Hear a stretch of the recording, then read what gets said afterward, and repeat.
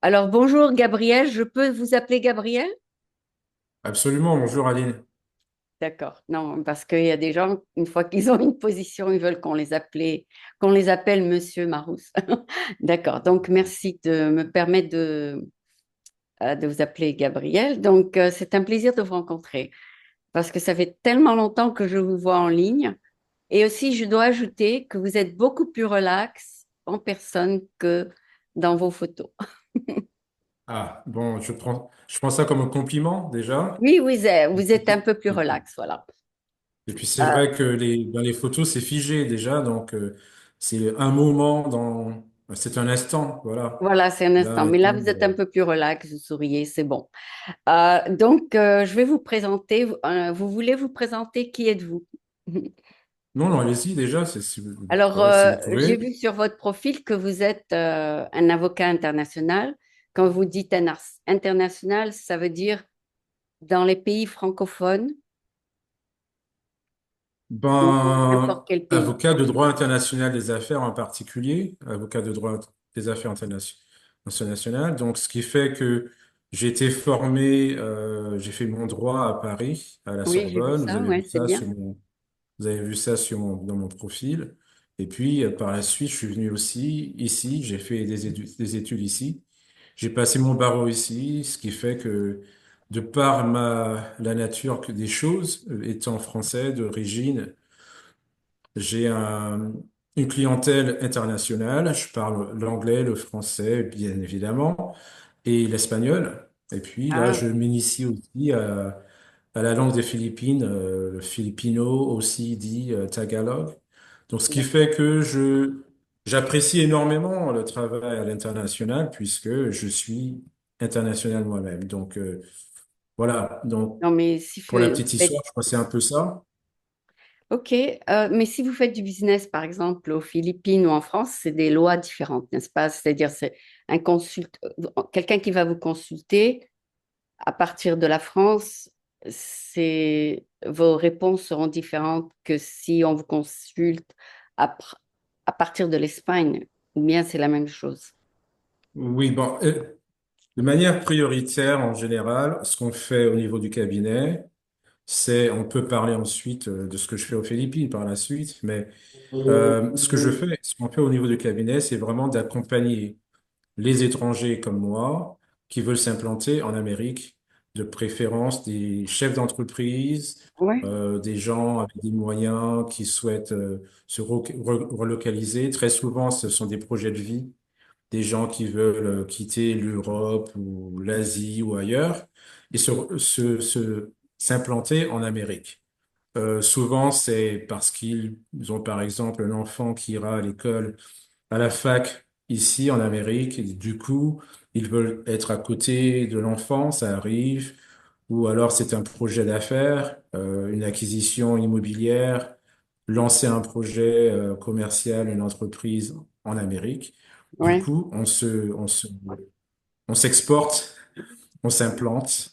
Et donc, ce d'accord. qu'on fait, c'est vraiment l'accompagnement de ces gens-là et Aux de leur États-Unis, entreprise aux États-Unis. Voilà. d'accord. Et puis, et puis, euh, ils et vous, puis également, dans le sens inverse, des États-Unis à l'étranger. Donc, oui, étant français, européen, donc évidemment, une entreprise américaine qui veut se diversifier, s'installer en Europe. Et puis là, beaucoup on travaille avec l'Asie du Sud-Est en particulier en ce moment, l'Amérique latine, l'Afrique. Donc, vu que je parle plusieurs langues, ça facilite les choses. Voilà. oui, beaucoup de gens parlent plusieurs langues, mais vous, votre spécialité, c'est la loi, enfin, law. Donc, C'est ça, c'est ça. vous devez connaître les Ben, lois de chacun de ces pays ou c'est pas nécessaire? écoutez, vous seriez surprise d'apprendre que beaucoup de ce qui se fait à travers le monde se ressemble. Ah bon, Mais je savais pas. en delà de ça, au niveau des spécificités locales, on travaille avec des experts locaux, Oui, que ce soit en Asie, en Amérique latine ou ailleurs. Et pour oui, ce qui est de faire entrer des gens ici, oui, des investisseurs ici en Amérique, oui. ben, ça fait déjà une trentaine d'années que je fais ça. Je peux les aider, je les aide Ah oui, à oui, vous s'implanter connaissez. ici. OK. Vous connaissez la loi Voilà. américaine, c'est ça? Oui, oui, américaine, française évidemment, les Philippines, certains pays d'Afrique, Afrique francophone, ça se ressemble énormément au niveau du système juridique. Euh, L'Amérique latine, ça se ressemble pas mal. C'est beaucoup basé sur le Code Napoléon. Oui. Donc, ce que nous on appelle le Code Napoléon, ça se ressemble.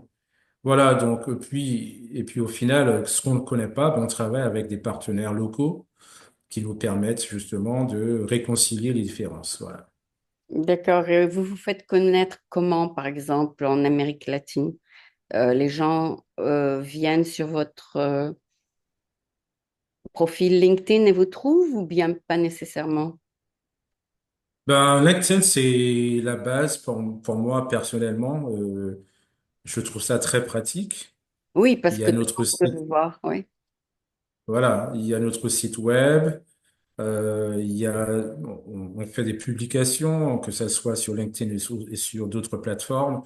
Et puis, je travaille énormément avec on dit, comme on dit-on déjà en français, les trade commissioners des Ah différentes oui, oui, ambassades, oui, oui. donc qui nous Nous en avons un réfèrent, ici, oui. voilà, qui nous réfèrent des clients. La chambre de commerce franco-américaine pour les Oui, aussi. Français, On l'a la aussi. chambre de commerce belge Ah ici oui. à New York. Les différentes chambres de commerce sont généralement de bonnes sources de référence. Voilà. Ah, d'accord. Vous êtes parce que le French Trade Commissioner ici, il change 4, 5, tous les 4, 5 ans. Et Oui, donc, oui, bien sûr. il vous faut vous mettre en contact chaque fois avec le nouveau. Euh, Voilà, on maintient les relations autant qu'on peut, quoi. ouais, ouais. Mais c'est vraiment une Il- question d'établir des relations à plus ou moins long terme, de se faire connaître. C'est pas, le business, c'est ça, hein, c'est toujours se faire connaître, que les gens ne nous oublient pas, en fait, un peu. Et même cette conversation qu'on a, ça servira à ça quelque part, je pense. j'espère qu'on vous verra et qu'on apprendra à vous connaître un peu mieux. Donc, quelles sont les lois par exemple, je veux m'installer, disons, je suis de France, je veux m'installer à New York. Quelles sont les lois je vais vous consulter et je vous dis, est-ce qu'il y a quelque chose qu'il faut que je sache avant de venir ici? Qu'est-ce que vous allez me dire? Qu'est-ce qui est important de savoir?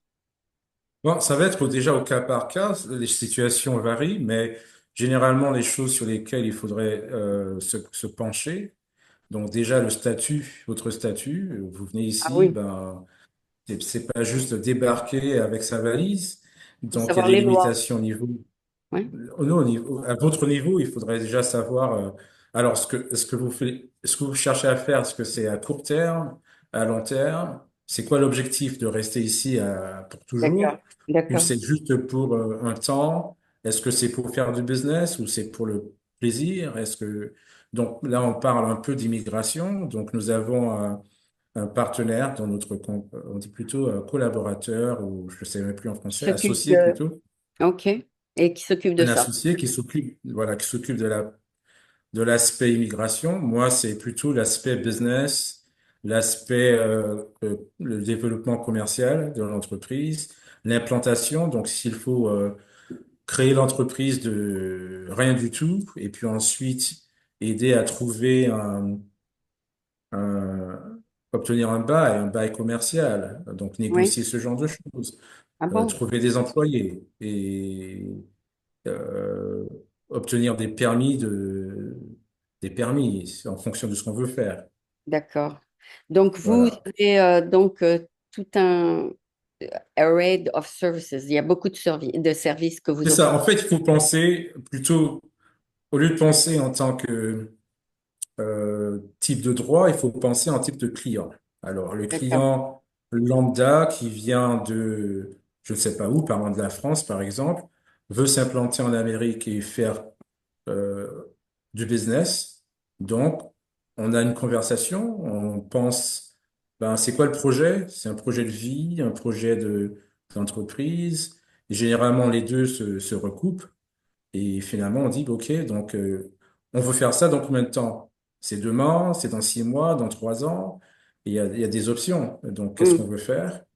Et puis, si on veut faire ça à très long terme, ben, on peut vraiment étaler les choses dans le temps. Et puis, on Si décide de ce qu'il je, faut faire en premier, deuxième, troisième, et éventuellement, on fait une proposition d'un projet. Il y a un coût associé à chaque chose. Et puis, pour ce que nous, on ne fait pas, on a des partenaires avec qui on travaille. Il faut tout, généralement non seulement un bon avocat, il faut un bon comptable, il faut un bon agent immobilier, il faut ce genre de choses. Oui, mais moi j'ai entendu par exemple que si je voulais venir aux États-Unis, il fallait que choisisse un État où je paye moins d'impôts, comme le Texas ou la Floride, parce que beaucoup Mhm, de gens fuient la Californie parce que les impôts sont mhm. vraiment trop élevés. Alors vous leur Ouais, conseillez effectivement. aussi l'État où aller? Oui, donc il y a une analyse fiscale qui est faite. Je ne suis pas fiscaliste, donc on a sur notre équipe, dans notre équipe, un fiscaliste Ah, d'accord. qui fera une analyse fiscale, qui recommandera cet état-là au lieu d'un autre. Évidemment, ça va dépendre aussi par exemple, si votre activité, c'est dans l'énergie, ben, généralement, Texas, c'est là où on veut être, hein. C'est là Oui, que, oui. euh, Ok. donc, il y a des raisons commerciales pour lesquelles on voudra être au Texas. Du coup, ça nous force à penser au Texas. Quelles sont les options? Ça peut être d'autres activités. Oui. Donc, en fonction de l'activité, on recommandera une destination. Évidemment, la fiscalité n'est pas l'unique considération. Mhm. Donc, mais ça va être une des considérations. Souvent, les gens, on peut leur dire la fiscalité est bien meilleure au Nevada, ils veulent pas aller là-bas. Ils ont envie être à New York, pour des raisons Sympathique, oui. Y. Voilà, pratique.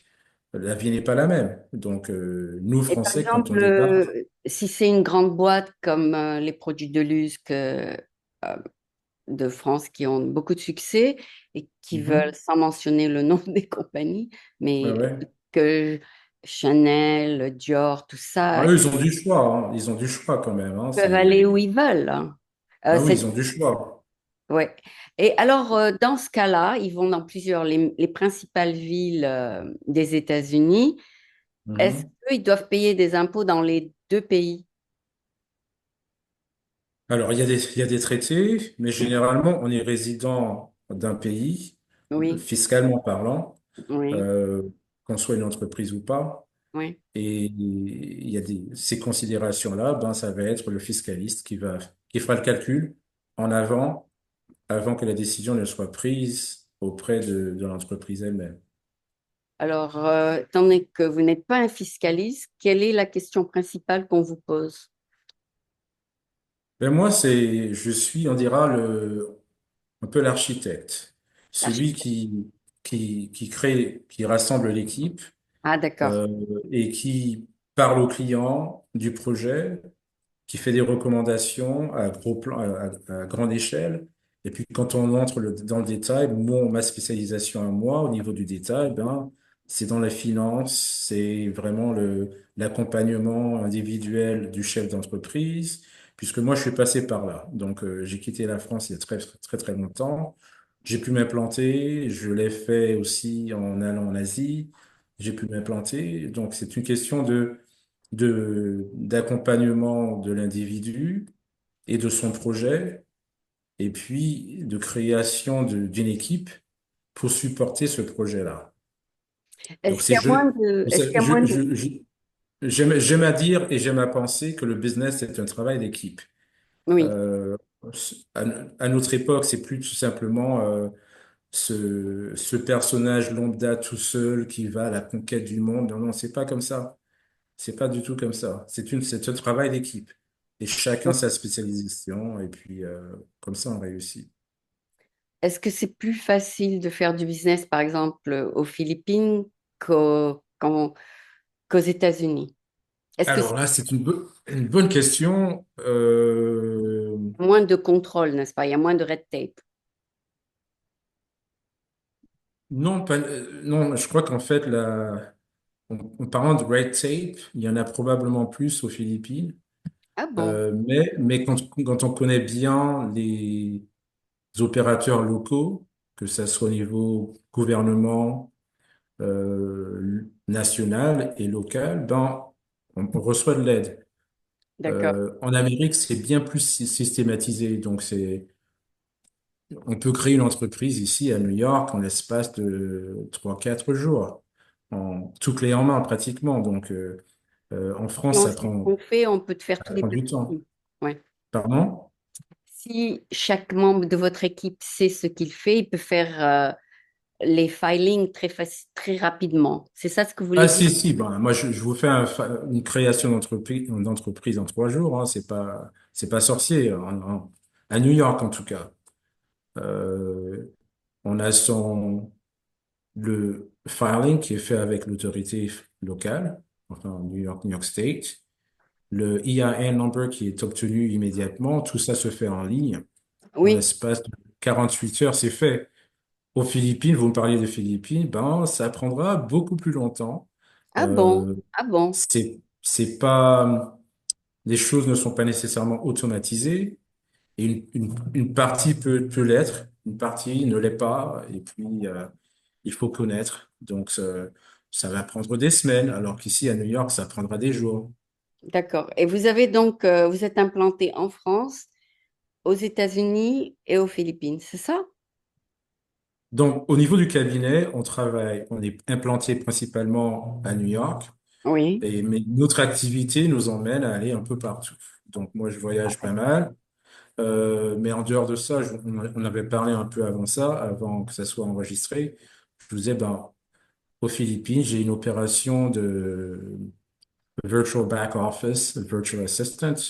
Donc Oui, là, c'est une opération indépendante du cabinet, d'accord. mais ça m'amène à partir régulièrement. Je connais très bien le pays, je connais très bien les gens, j'ai des relations un peu partout à ce niveau-là. Et donc, ça facilitait également au niveau du cabinet, de manière à ce qui nous permet d'accompagner des gens de l'Amérique vers les Philippines et le reste Ah de l'Asie bon, du Sud-Est d'ailleurs, puisque c'est un marché assez euh, en haut développement, en grand développement, on dira plutôt. Et il y a des investisseurs américains qui veulent partir là-bas. Voilà. d'accord. Et comme vous avez un peu d'expérience là-bas, vous pouvez leur dire exactement à quoi s'attendre, c'est ça? Non seulement à quoi s'attendre, mais comment faire les choses, comment Oui, oui, d'accord. Comment... les accompagner, tout comme on l'aurait fait quand ils viennent Est-ce que en là-bas, c'est Amérique. tout en anglais? Par exemple, les papiers, tout Ah, ça. si, si, bah, écoutez, c'est 2 langues nationales. Oui, Il y a l'anglais, puisque c'était une colonie américaine pendant près de 60 ans, il me semble. tout le monde parle Donc, l'anglais.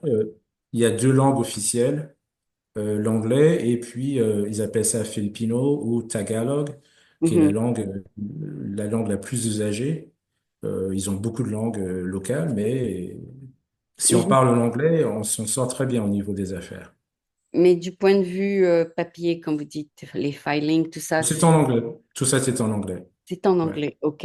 ouais, ouais. C'est vraiment euh, tout ce qui est administratif est en anglais, c'est ça? C'est ça, exactement, exactement. Donc, D'accord. Donc, il n'y a pas de quand on... problème du côté de la langue, ouais. Non, non, pas du tout. Je crois que d'ailleurs, de toute l'Asie, ben, ce sont ceux qui parlent anglais le mieux, hein, les gens des Philippines. Ah Je sais oui? plus si on dit philippins, mais voilà, en tout cas. D'accord. Et vous utilisez vous-même cette compagnie en Philippines pour vos services, c'est ça? Oui, oui, absolument, absolument, ouais, Mais est-ce absolument. qu'ils sont aussi knowledgeable, c'est-à-dire est-ce qu'ils sont bien informés sur ce qui se passe Vous au... savez, c'est toute une question de formation. Donc, Ah, il faut les former, d'accord. euh, c'est toujours une question de formation.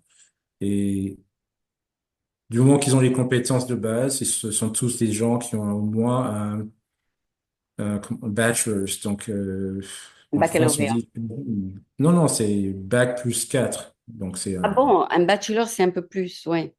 c'est 4 années d'université déjà. Oh, Ils ont ok, ok. des gens intelligents, hein. Ce sont des gens intelligents qui ont la compétence, la capacité d'apprendre.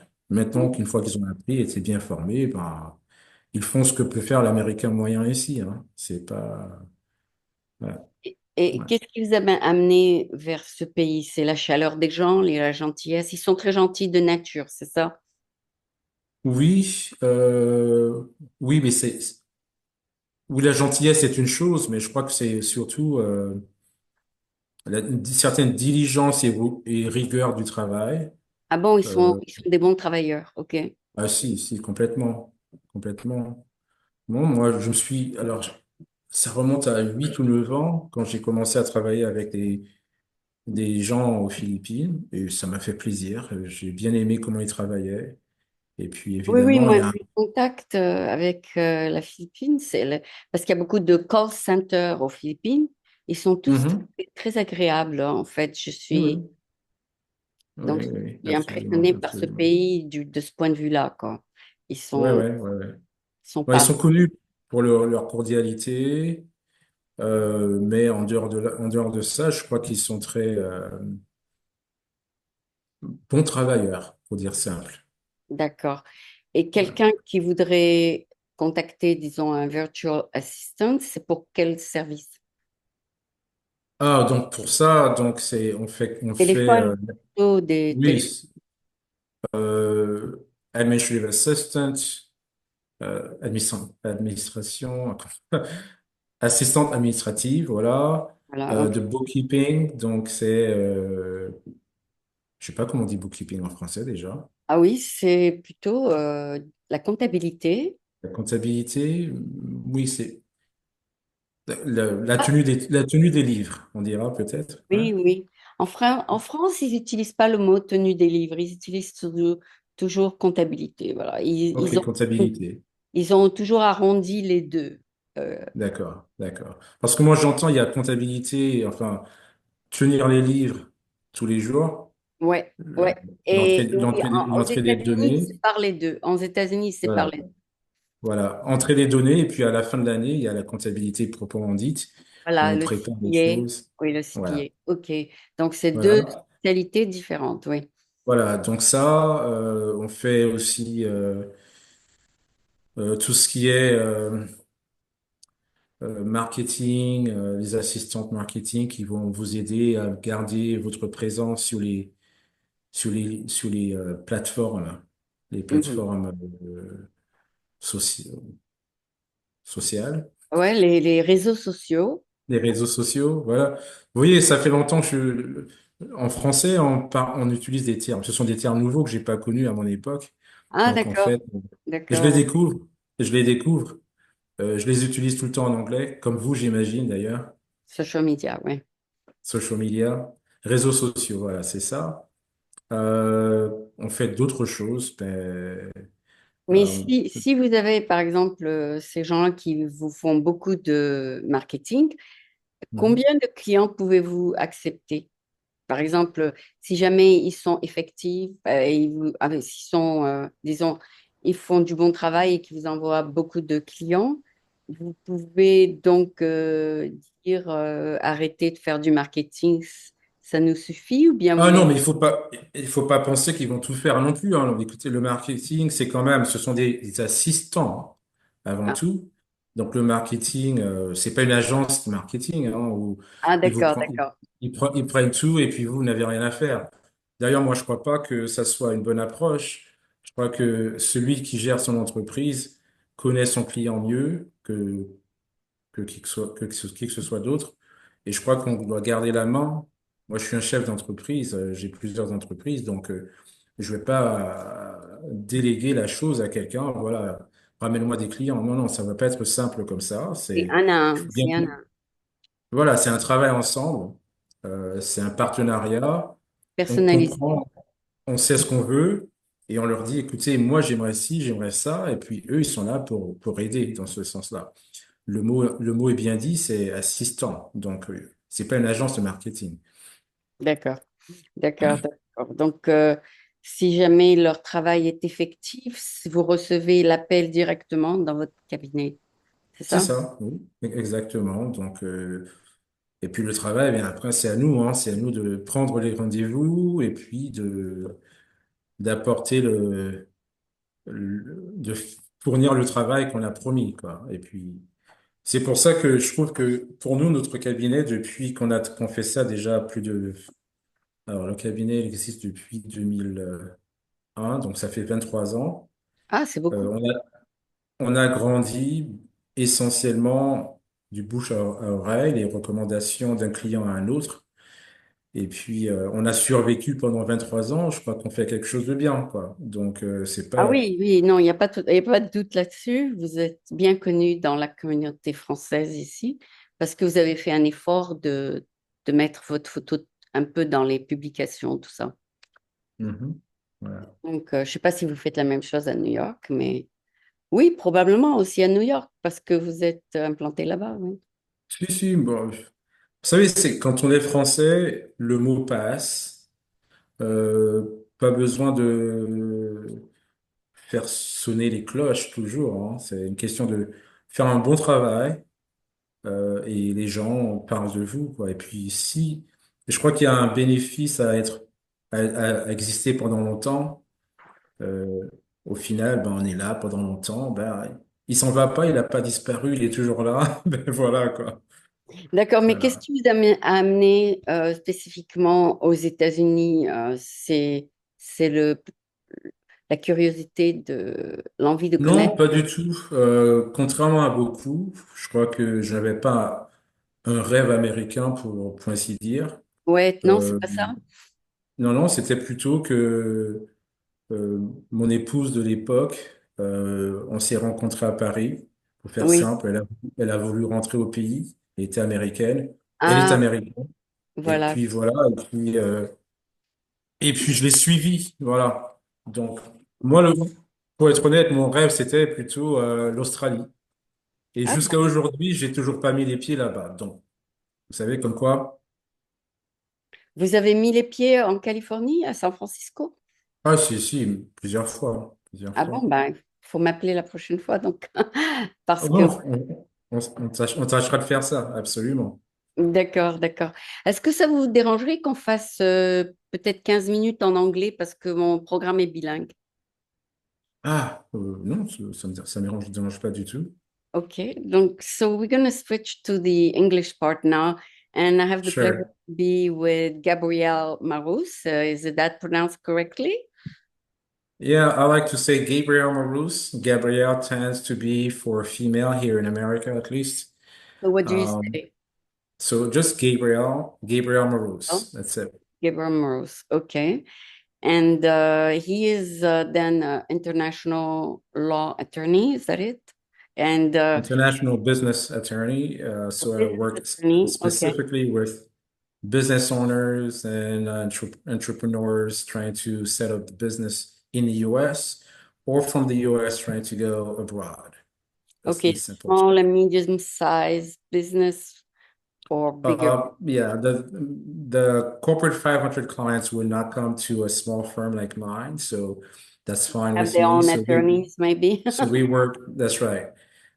We work primarily with small to mid-sized companies, Yeah. and I think we have the skill set to deliver the same service at a much cheaper price anyhow. So, and I also personally enjoy working with entrepreneurs, Oh, yeah. being Oh, yeah. yeah. Startups, you mean? And Yeah, start. startups, small size to mid size, you can still feel the entrepreneurship spirit instead of Yeah. being a big conglomerate that's more akin to a an administration.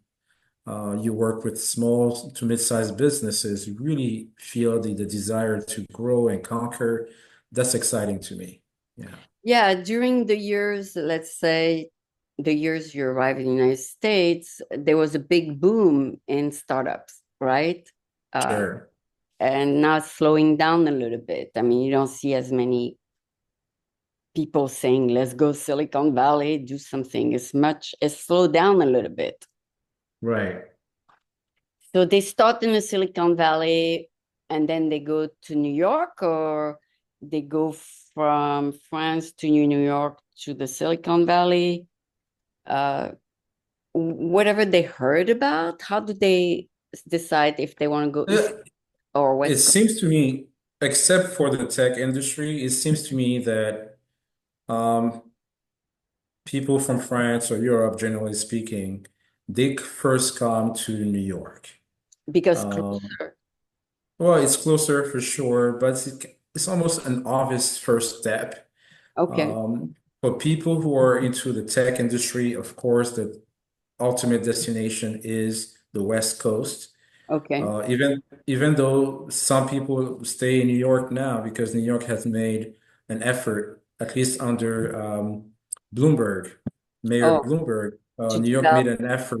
made an effort to develop what they call the Silicon Alley in New Oh, York. really? Yeah, they try to develop a local Still the local tech Silicon Valley. industry, Oh, yeah. right? A local tech industry, Oh, yeah. but the reference remains, of course, the West Coast. And if you are a French person or European, that's your ultimate goal. But I find that quite often the first step is for other types of industries. The first step is usually New York. Then they may go to DC or even Florida or up north a little bit towards Chicago. I think there's a pretty nice community of French people in Chicago as well. So Oh. yeah. But, when they decide to be a startup, what's their most important criteria to choose a city? I'm tempted to say the money, follow the money. Oh, okay. Um, wherever you can find the money, that's where you go, typically.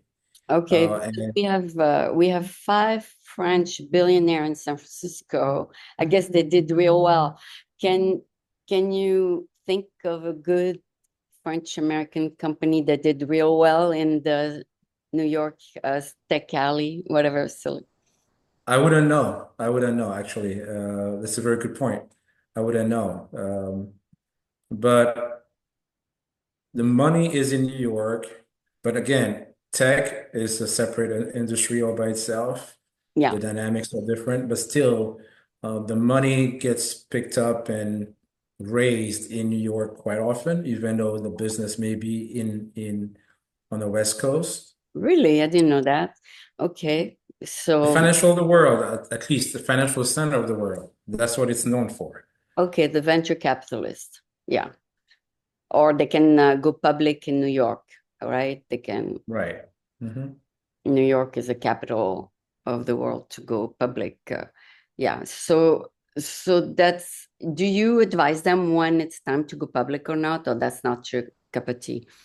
Right. Well, if and when we get there, we are too small to handle those, so we work with other partners for sure.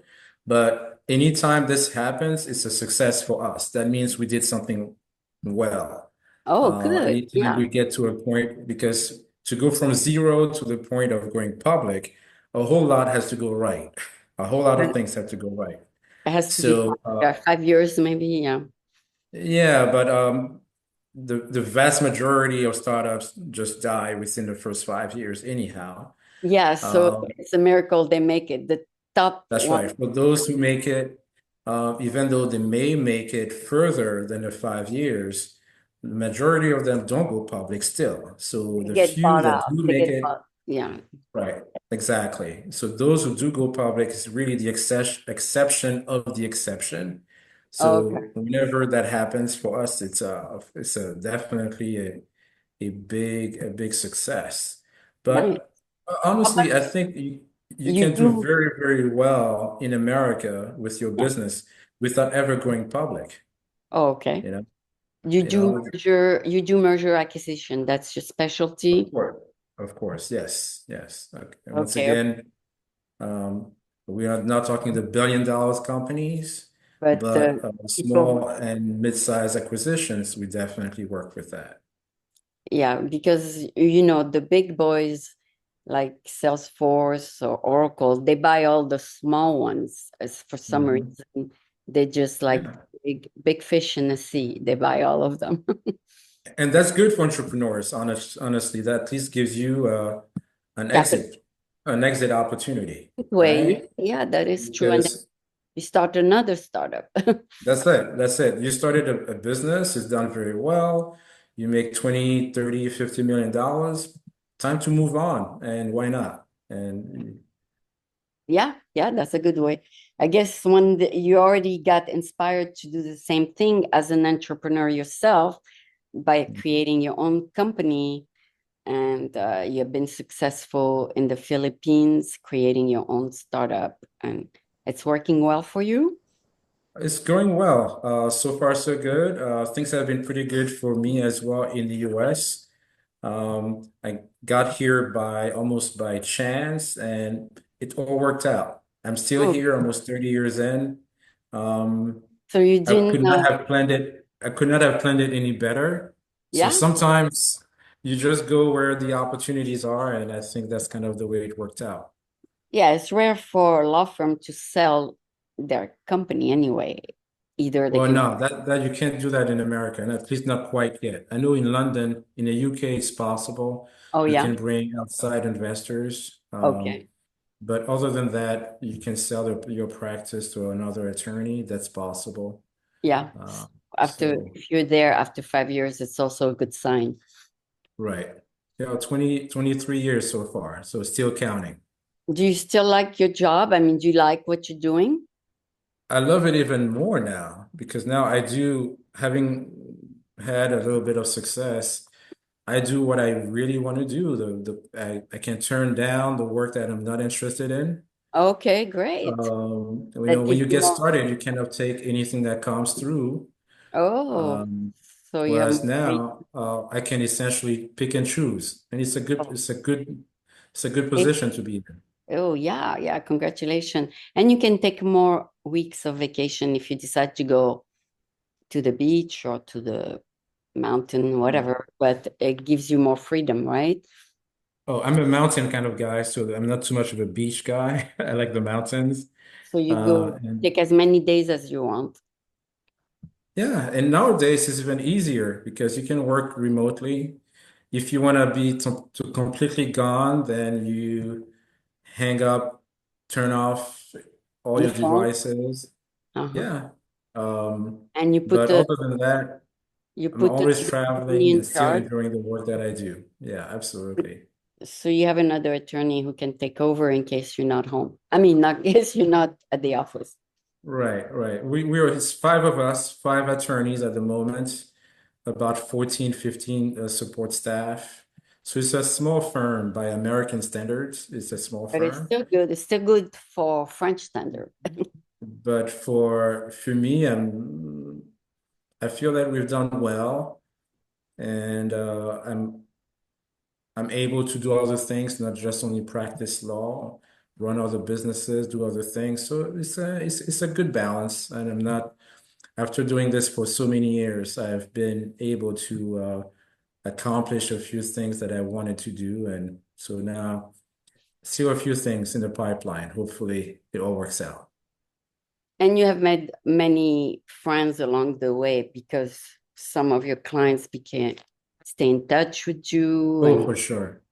I think as an attorney, it's probably one of the great benefits. I think you help your clients, and those clients become friends over time, and to see them succeed is really a personal pleasure to see oh, them that's do well. good. Yeah, yeah, it has that satisfaction at the end of the work. Oh, totally, totally. Can you To think know, can you think of a French person that, or you're not allowed maybe to mention the name of your client? I won't say names, but we worked with. There are several names that you would recognize that we worked Oh, with. okay, okay. And your website is gabrielmarous.com, I assume. It's marouslaw.com. That's the law firm. Last name? Okay. Marous, MAROUSLAW.com, Marous Law. You can find us there, and if anybody needs any help or just a chat, A chat. I'm always happy to talk with my fellow compatriots from France. Oh, great. Um, Okay. it's amazing how when we are home, we kind of pull at each other, but once we are abroad, we are very supportive of each other. So that's kind Oh, of I something appreciate else. your support, by the way. Thank you for accepting my invitation. So Absolutely. A this pleasure. this conclude our interview. I think people get to meet you face to face, and that's good because it's a totally different feeling than meeting you through a picture. So Okay, well, I guess I have to change my picture. How's that? yeah, I think you should put a more relaxed picture. But I appreciate your contribution to French American TV. And again, I really enjoyed the interview. Thank you so much. It was a pleasure, Aline. Pleasure. Talk to you soon. Thank you.